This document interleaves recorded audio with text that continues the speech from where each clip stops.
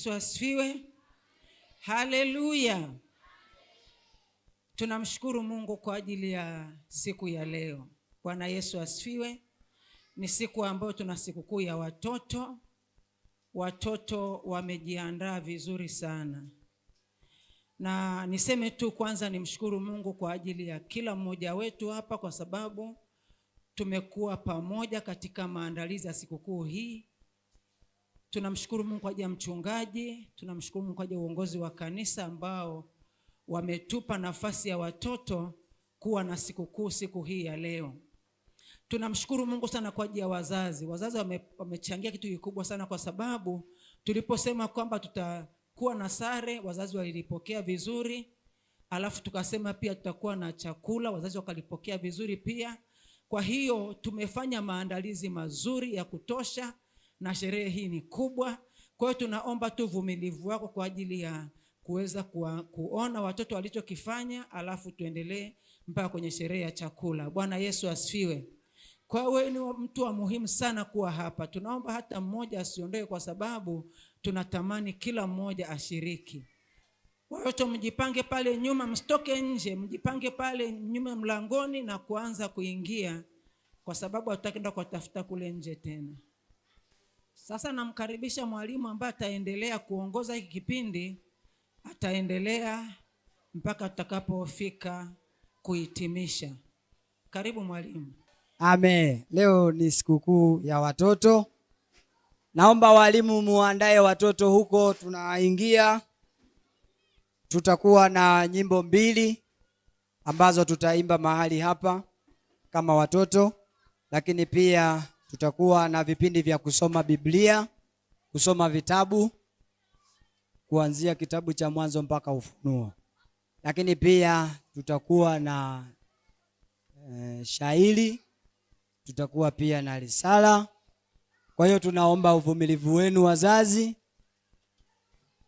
wote, tushiriki ibada hii. Bwana Yesu asifiwe. I love Jesus. I love Jesus. He's my friend. He's my friend. I will never leave him. I will never leave him. He's my friend. He's my friend. I love Jesus. I love Jesus. He's my friend. I love Jesus. I love Jesus. He's my friend. He's my friend. I will never leave him. I will never leave him. He's my friend. He's my friend. I love Jesus. I love Jesus. He's my friend. He's my friend. I will never leave him. I will never leave him. He's my friend.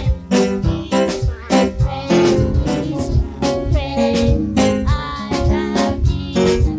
I love Jesus. He's my friend. He's my friend. I will never leave him. I will never leave him. He's my friend. He's my friend. Amen. Haleluya. Haleluya, haleluya, haleluya. Amen. Bwana Yesu asifiwe. Amen. Tunaendelea na wimbo mwingine. Karibuni watoto, tunaanza kuimba wimbo mwingine. Tunaenda kuimba mwimbo unaohusu upendo wa Yesu ulivyo mkuu. Amen. Upendo wa Mungu ni mkuu, unapita vitu vyote, hata vilindi virefu. Adamu alipokosa, Mungu kamtuma mwana wake awe mkombozi. Bali na ziwe wino, mbingu ziwe karatasi, na miti iwe kalamu. Kila mtu awe mwandishi, kuandika pendo hilo, wino ungekwisha. Bahari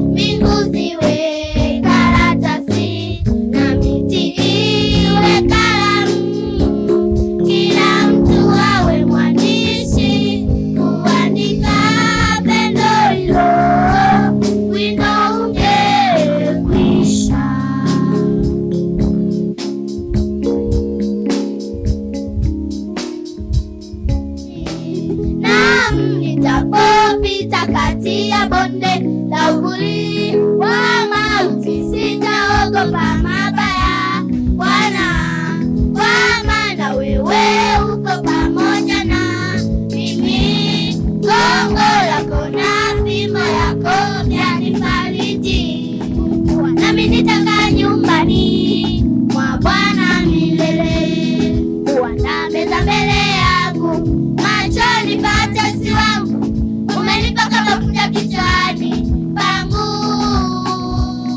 na kikombe changu kinafurika. Hakika wema na fadhili zitanifuata siku zote za maisha yangu, nami nitakaa nyumbani mwa Bwana milele. Amen. Haleluya.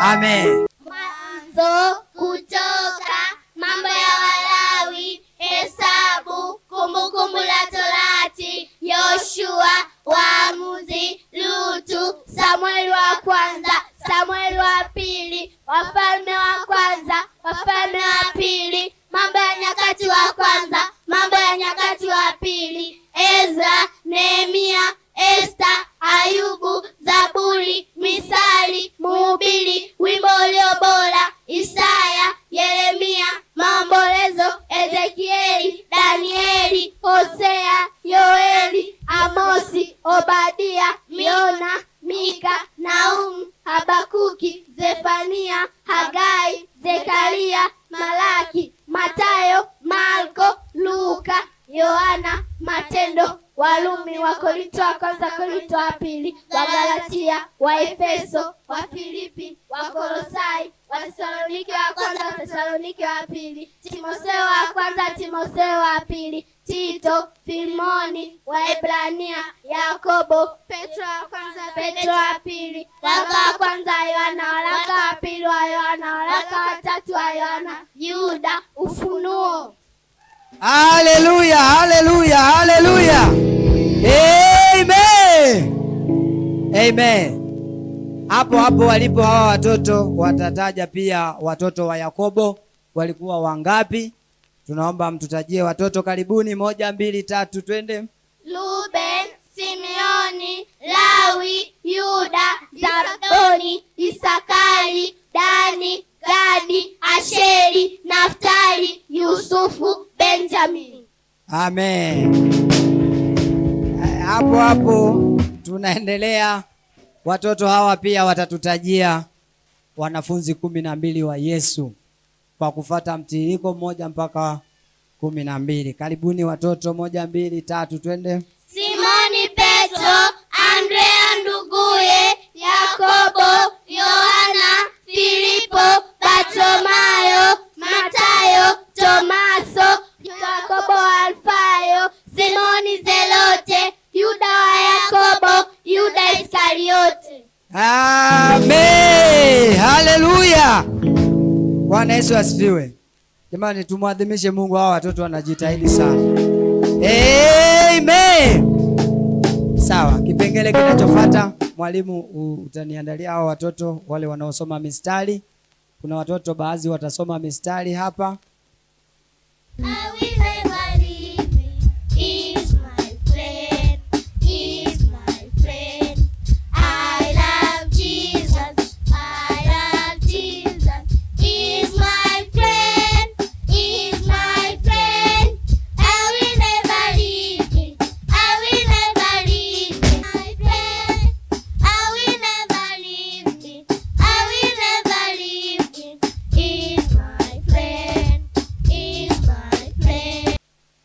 Matayo, Marko, Luka, Yohana, Matendo, Warumi,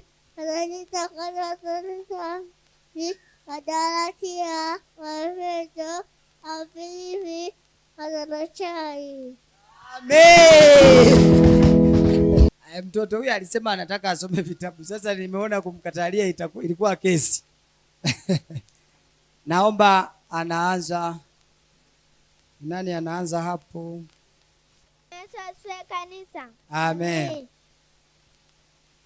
Tunaenda kusoma Waefeso sura ya kwanza mstari wa 15 hadi wa 26. nao nasema, kwa sababu hiyo mimi nami tangu nilipopata habari za imani yenu katika Bwana Yesu na pendo lenu katika Wakristo wote, siachi kutoa shukrani kwa ajili yenu, nikiwakumbuka katika sala zangu. Mungu wa Bwana wetu Yesu Kristo, Baba wa utukufu, awape nyinyi roho ya hekima na ya ufunuo katika kumjua yeye. Macho ya mioyo yatiwe nuru wake, jinsi ilivyo na utajiri wa utukufu wa urithi wake katika watakatifu, jinsi ulivyo na ubora, ukuu, uwezo wake ndani yetu tumainio, jinsi ilivyo kwa kadiri ya utendaji wa nguvu za uweza wake aliyotenda katika Kristo alipomfufua katika wafu, akamweka katika mkono wake wa kuume katika ulimwengu wa Amen. na kila jina litajwalo, wala si ulimwenguni mtu, bali katika ule ujao pia, akavitia vitu vyote chini ya miguu yake, akamweka awe kichwa juu ya vitu vyote kwa ajili ya kanisa lake, ambalo ndilo mwili wake mkamilifu, unayekamilika kwa vyote katika vyote. Amen. Naomba lije grupu lile la kina Debora, Dainesi, Misheli waje pia watusomee mistari. Haya, anza. Bwana Yesu asifiwe kanisa. Amen. Nina mstari wangu natoka kwenye kitabu cha Yohana 1:1, nao nasema, hapo mwanzo kulikuwepo neno, nao neno alikuwa kutoka Mungu, nao neno alikuwa Mungu. Bwana Yesu asifiwe kanisa. Amen. Kuna mstari wa moyo, nao nasema ndani ya kitabu Yohana sura ya 1:4, nao nasema ndani yake ndimo ulimokuwa uzima, na ule uzima ulikuwa nuru ya watu. Amen. Amen. Anayefuata. Asante kanisa. Natasi na mstari wangu wa moyo, Yohana 4:24, nao nasema Mungu ni roho, nao mwabudu yeye inapasa kumwabudu katika roho na kweli. Amen.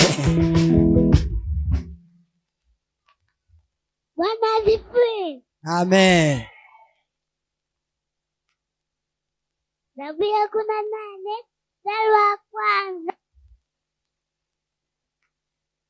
Bwana zangu napenda sana. Amen. Amen. Karibu Dainesi. Dani njoo. Karibu Dani. Dani pia ana mstari, mpe Dani. Bado.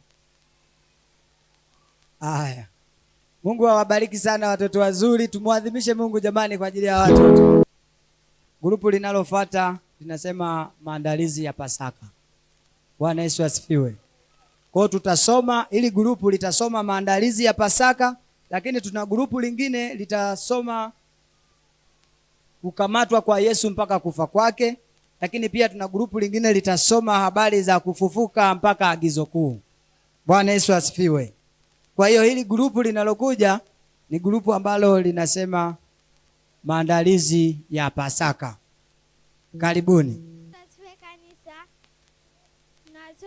Tunasoma Mathayo 26 mstari wa 1 hadi wa 5. Nao nasema, ikawa Yesu alivyomaliza maneno hayo yote, akawaambia wanafunzi wake, najua ya kuwa baada ya siku 2 itakuwa Pasaka, na mwana wa Adamu atasalitiwa asulubiwe. Wakati ule wakuu wa makuhani na wazee wa watu wakakusanyika katika behewa la kuhani mkuu, jina lake Kayafa. Akafanya shauri pamoja ili kumkamata Yesu kwa hila kumuua, lakini wakasema, isiwe siku ya sikukuu, sije katokea ghasia katika watu. Amen. Haleluya. Grupu namba 2, karibuni sana. Kukamatwa, kuteswa mpaka kufa. Karibuni. Bwana Yesu asifiwe kanisa. Ninasoma kitabu cha Mathayo 27 mstari wa 1 hadi wa 2. Nao unasema, na ilipokuwa asubuhi, wakuu wa makuhani na wote wazee wa watu wakafanya shauri juu ya Yesu apate kumuua. Wakamfunga, wakamchukua, wakampeleka kwa Pilato aliyekuwa liwali.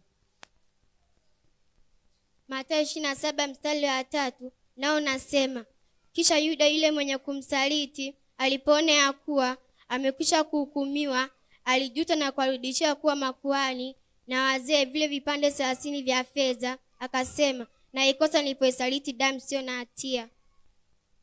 Mathayo 27 mstari wa 5 hadi wa 6, nao unasema, akavitupa vile vipande vya fedha katika hekalu, akaondoka, akaenda kujinyonga. Wakuu wa makuhani wakavitoa vile vipande vya fedha, wakasema, si halali kuviweka katika sanduku ya sadaka, kwa kuwa ni kima cha damu. Mstari wa 8 mpaka wa 10, konde lililoitwa konde la damu hata leo, ndipo likatimia lile neno lililonenwa na nabii Yeremia akisema, wakavitoa vile vipande 30 vya fedha, kima chake aliitwa kima. Baadhi ya Waisraeli wakamtia kima, wakatumia zile fedha kununua konde la mfinyanzi kama Bwana alivyoniagiza. Mstari wa 11 mpaka 14, na wanasema, naye Yesu akasimama mbele ya liwali. Liwali akamuuliza akasema, wewe ndiwe mfalme wa Wayahudi? Yesu akamwambia, wewe wasema. Lakini aliposhtakiwa na wakuu wa makuhani na wazee, hakujibu hata neno. Ndipo Pilato akamwambia, usikini mambo mangapi anayokushuhudia? Usimjibu hata neno moja. Hata liwali akastaajabu sana. Mathayo 27 mstari wa 27, nao nasema, ndipo askari waliwali wakamchukua Yesu ndani ya Pilato, akamkusanyika. Mathayo 27 mstari wa 35 hadi wa 37, nao unasema, walipokwisha kumsulubisha, waligawa nguo zake huko wakipiga kula, ili litimie neno lile lililonenwa na nabii. Waligawa nguo zangu kati yao, na juu ya vazi langu walipiga kula. Wakaketi huko wakimlinda, wakaweka juu ya kichwa chake mashtaki yake yaliyoandikwa, huyu ndiye Yesu mfalme wa Wayahudi. Mstari wa 45 hadi wa 46, nao nasema, basi tangu saa 6 palikuwa na giza juu ya nchi yote hata saa 9. Na kama saa 9 Yesu akapaza sauti yake kwa nguvu akisema, Eloi, Eloi, lama sabakthani, yani Mungu wangu, mbona umeniacha? Mstari wa 51 mpaka 53, nao unasema, natazama pazia la hekalu likapasuka vipande viwili toka juu hata chini. Natazama pazia la hekalu likapasuka vipande viwili toka juu hata chini. Nchi ikatetemeka, miamba ikapasuka, makaburi yakafunuka, ikainuka miili mingi ya watakatifu waliolala. Na wakisha kutoka makaudi mwao, baada ya kufuka kwake, wakauingia mji mtakatifu, wakawatokea wengi.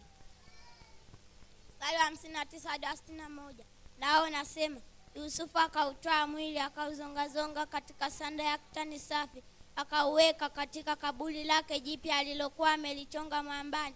Akavilingisha jiwe kubwa mbele ya mlango wa kaburi, akaenda zake. Na pale walikuwepo Mariamu Magdalena na yule Mariamu wa pili ameketi kuelekea kaburi. Amen. Tumwadhimishe Mungu sana. Amen, amen. Watoto wanafanya vizuri. Naomba nikaribishe grupu namba 3, linasema kufufuka na agizo kuu la Yesu Kristo. Bwana Yesu asifiwe kanisa. Naenda kusoma Mathayo 28 mstari wa 1 hadi wa 4, nao unasema, hata Sabato ilipokwisha ikipambazuka siku ya kwanza ya juma, Mariamu Magdalena na Mariamu yule wa pili walikwenda kulitazama kaburi. Natazama palikuwa na tetemeko kubwa la nchi, kwa sababu malaika wa Bwana alishuka kutoka mbinguni, akaja akaliviringisha lile jiwe, akalikalia, na sura yake ilikuwa kama umeme, mavazi yake meupe kama seluji, na kwa kumwogopa wale walinzi walitetemeka kama wafu.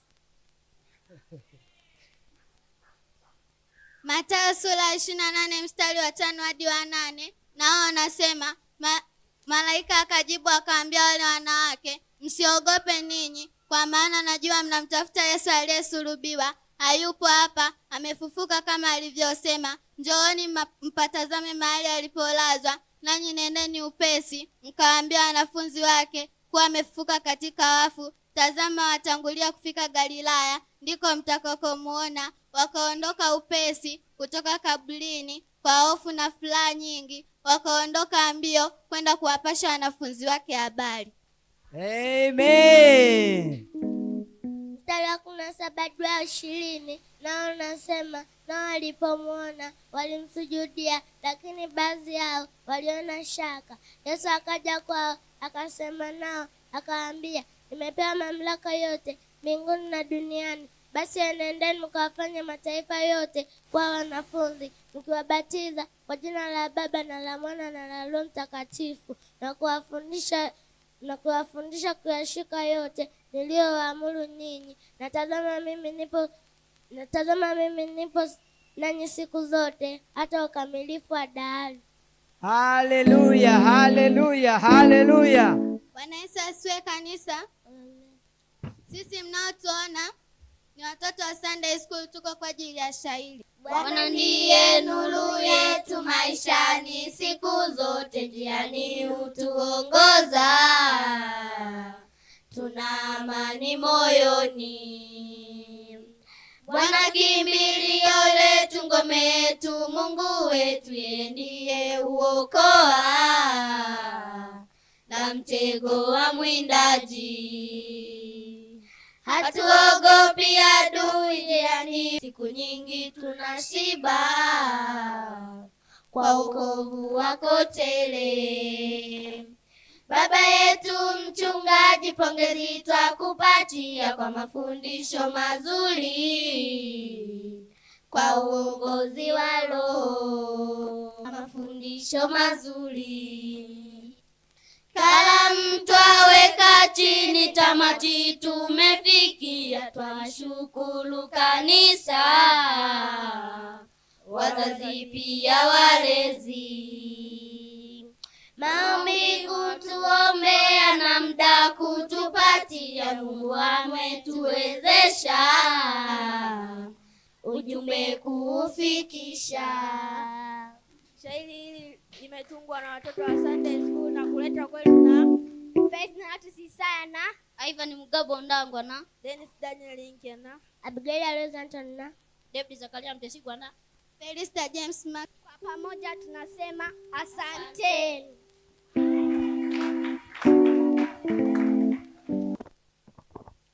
Kwanza tunamshukuru Mungu kwa neema yake kwetu. Tumeona ulinzi wa Mungu katika maisha yetu yote. Baba yetu mchungaji, tunayo furaha na ujasiri kusimama hapa mbele zako na mbele ya kanisa kuongea machache. Tunashukuru kwa malezi ambayo tunayapata hapa kanisani. Kwa muda wote walimu wetu wametufundisha mambo mengi kuhusu uumbaji, upendo wa Mungu, ulinzi wa Mungu, wokovu wa Yesu, Roho Mtakatifu, uzima wa milele na mengine mengi. Baba yetu mchungaji, tunamshukuru Mungu kipekee kabisa kwa ajili yako na uongozi wote wa kanisa kwa kutufikiria mambo mengi yanayohusu sisi watoto. Tunashukuru kwa kutufikiria na kutufanyia maandalizi ya sikukuu hii ya leo. Tunafurahia mafundisho tunayoyapata kutoka kwa walimu wetu. Tunashukuru pia wazazi wetu kwa malezi bora yaliyojaa upendo na uvumilivu. Mahudhurio ya vipindi. Tumekuwa na shida ya mahudhurio ya vipindi vya watoto.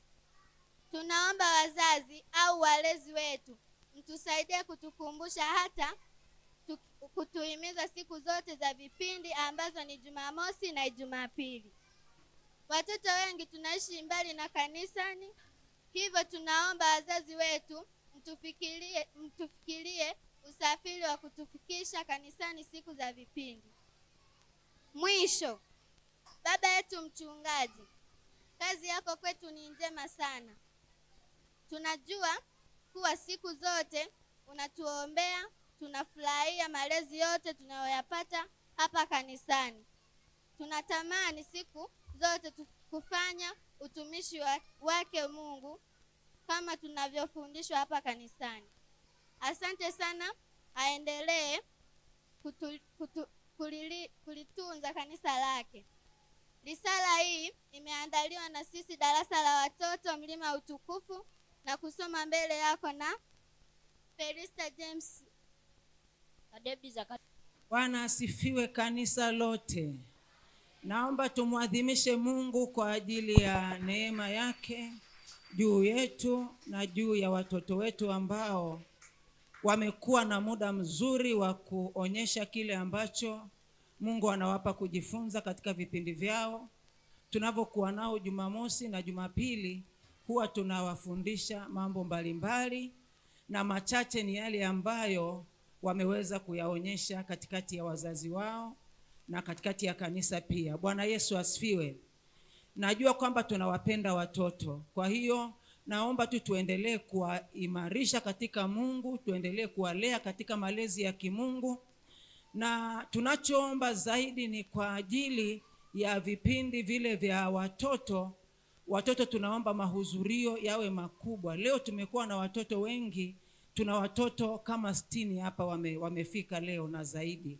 Kwa hiyo tunaomba vipindi vile vya kanisani vya Jumamosi na Jumapili tuwe tunaona wale watoto, na atakayeweza kuwasaidia watoto waje kanisani ni wazazi, kama walivyosema kwenye shairi lao. Mtu ataenda kujibu kuwahamasisha watoto waje kanisani na kuwasaidia kwa kuwafikisha hapa wale ambao hawawezi kufika. Bwana Yesu asifiwe.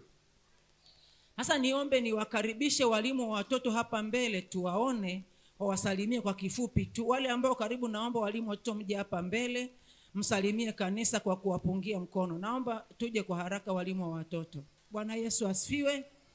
Naomba walimu tupunge mkono kwa ajili ya kanisa. Mungu awabariki sana kwa ajili ya utumishi mnaoufanya. Kazi yenu ni njema na Mungu wa mbinguni awabariki. Amen. Mbarikiwe sana. Amen. Namkaribisha mchungaji, atakuwa na machache ya kusema, yale ambayo Mungu ameweka moyoni mwake atayasema. Baadaye tutakuwa na kipindi cha kutoa zawadi kwa ajili ya wale ambao watoto wameandaa zawadi kwa ajili yao. Mungu awabariki. Karibu sana mchungaji. Yesu asifiwe. Niombe sasa utulivu. Ibada haijaisha. Walimu wa watoto naomba muwasimamie watoto vizuri. Tunakaribia mwishoni, tutakula vitu vizuri ambavyo tumeahidiwa na watoto leo. Kanisa la Mungu, sherehe ya watoto imetupa kitu gani? Imetupa picha gani? Imetufurahisha, imetuhuzunisha, imetushangaza, haikutushangaza? Hebu tumaadhimishe Mungu kwa ajili ya sherehe nzuri sana hii. Kweli nimshukuru Mungu, sikufahamu kama tuna watoto wengi namna hii. Lakini hao watoto wote tuliowaona hapa, tungetamani tukawa tunaona kila siku kwenye kipindi cha watoto, kwa maana ya Sunday School ya watoto. Haleluya. Namshukuru Mungu ambaye ameleta neema hii ya kulea watoto, lakini namshukuru Mungu kwa ajili ya walimu wa Sunday School kwa kupata neema ya kuwaza wazo zuri hili la kwamba tuwe na sikukuu ya watoto, siku maarufu kama Pasaka. Ingekuwa siku nyingine ingezekana tusione tulichokiona leo. Bwana Yesu apewe sifa. Basi kwa ajili ya muda niangalie hii risala ambayo imesomwa hapa. Hii risala ina mambo machache ambayo tunayafahamu pia sisi. inataja darasa la Jumapili. Namshukuru Mungu, ni jambo ambalo na sisi kama kanisa tumeshaliona. Ndio maana kuna bajeti mwaka huu ya kujenga darasa la watoto. Watoto wangetuliza, ingekuwa vizuri kwa sababu tungesikilizana tunachokiongea. Bwana asifiwe. Kwa hiyo naomba nijibu hivi kwamba hili hitaji la darasa kanisa tunalifahamu, kamati ya kanisa pia inalifahamu, na ni miongoni mwa vipaumbele kabisa ambavyo tutaanza kufanyia kazi mwaka huu. Na kama sitakosea, mwezi wa 5 unaoanza kesho kutwa tutaanza na kazi ya kuanza kuchimba msingi kwa ajili ya kujenga madarasa ya Sunday school na mambo mengine hapa kanisani. Tumaadhimishe Mungu kwa ajili ya hilo. Na sio hivyo tu, tunatamani kwamba kwa sababu mambo yameenda kisasa, angalia hata sasa tunafanya huduma zetu tuko online. Nilikuwa naangalia watu wa Dar es Salaam kule wamepiga picha wakiwa wanaangalia, wanatuma ni kipindi cha Sunday school. Kwa hiyo ni kuonyesha kwamba hata hilo kanisa tukalolipata tutaangalia mambo ya kisasa ambayo yanaweza kuwasaidia watoto wakajifunza zaidi. Screen ambazo zinaweza wakazitumia kwa masomo na masomo mbalimbali ambayo walimu wanaweza kuyatumia, watoto wakaelimika kwa uzuri zaidi. Bwana Yesu asifiwe sana. Hili la usafi wa ile eneo wanalotumia kwa karibu kwa muda, niombe pia walimu mnaanza mkawatumia pia hata watoto wa Sunday school wale ambao wameshapiga hatua wakaanza kujifunza ufundi stadi kwa kuanza kufanya usafi mdogo mdogo, ili kwa sababu nimewaona hapa kuna watoto wakubwa kweli, wengine wanaanza kufanya usafi vizuri na ikawa tumewafundisha tabia nzuri ya kuwa na usafi. Bwana Yesu asifiwe. Lakini yale yanahitaji fedha, yanahitaji labda mfundi afanye kitu fulani, basi hilo tuna uongozi wa kanisa unaohusiana na watoto utalihudumia. Hili la kuhamasisha watoto kuhudhuria, niseme ni wito kwa ajili ya kanisa lote, wazazi, walezi, hebu tuweke nguvu katika jambo hili ili watoto wabaki 60 hivi na kuendelea kuongezeka, wasipungue tena. Haleluya. Na mwisho niseme kwa kweli haliko kwenye risala, lakini jamani, mkiona meli baharini linaelea likiwa likubwa, si lazima kuna watu wametengeneza hiyo meli? Si lazima yuko nahodha anayeongoza hiyo meli? Kwa nilivyoangalia watoto wanavyokariri mistari, wanavyokariri vitabu, wanavyoeleza mambo, nikajua hawakwenda kujikusanya wenyewe wakafanya hilo jambo. Ni lazima wako walimu walioketi wakabuni hicho kitu, wakawaketisha watoto. Na kufundisha watoto ni kazi, mimi sitaiweza hiyo kazi. Kwa sababu mwalimu anafundisha pale, wengine wako wanacheza hapo pembeni, wanacheza mambo yao mengine kabisa. Mimi nikafikiri mwalimu atakasirika hata mvute hivi. Lakini mwalimu anajua anavyochukuliana nao. Haleluya.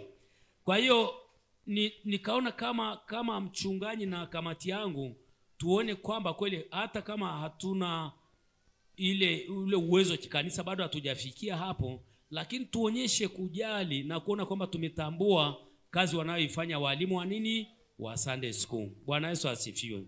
La kwanza nikiri kwamba hawajatosha, wako wachache.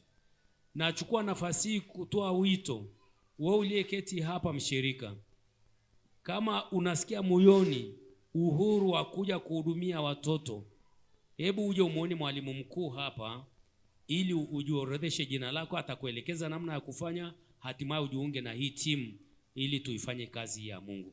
Na waona watu hapa kama ndugu yangu hapa na wengine, kwa kweli hicho kitu mnakiweza. Bwana Yesu asifiwe sana. Hebu Mungu aongee na mioyo yenu, alafu mjitoe tuongeze hii timu. Tungetamani wakafika hata walimu 8.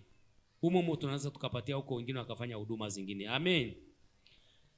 Na mwisho nimalizie kwa kusema kama kuwashika mkono walimu wanaoendelea na hili jambo, ambao ndio walioandaa na hii sherehe na ndio wanaoendelea kuwahudumia watoto. Nilikuwa naongea na kiongozi mwenzangu wa kanisa hapo, tukakubaliana kwa kuanzia basi hebu tuwape walimu bahasha ya shilingi 50,000 kila mwalimu, kutambua juhudi walizokuwa nazo. Basi nikifika hapo, Mungu awabariki. Karibu kiongozi. Bwana Yesu asifiwe. Karibuni walimu ili tulete zawadi. Mama Askofu, naomba uje hapa. Mchungaji, naomba uwe pa mbele. Karibu baba mchungaji. Naomba mwenye zawadi ya mchungaji waweze kuitoa kwa mchungaji sasa. Karibu baba mchungaji, upokee zawadi.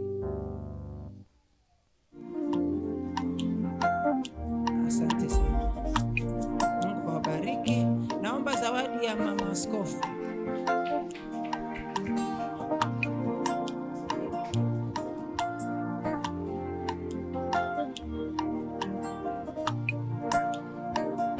Naomba wenye zawadi ya kwangu mimi wanipe mimi mwalimu mkuu.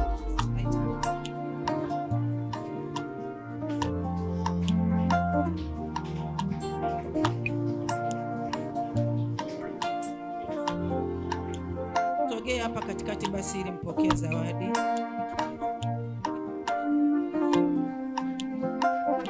Amen. Amen. Mungu awabariki watoto kwa kutupa zawadi. Mnaweza kuondoka. Amen. Haleluya. Bwana Yesu asifiwe watoto. Bwana Yesu asifiwe walimu wa watoto. Kwa niaba ya timu nzima tuliopokea zawadi zenu, tunazo shukrani mbele za Mungu na tunawashukuru nyie mliotujali. Moja, mmegusia kwenye risala kwamba tumekuwa na nafasi kwenye maisha yenu kama watumishi, na pili, alikubakia tu kwenye risala, mmeleta zawadi, tumezipokea kwa moyo wa shukrani.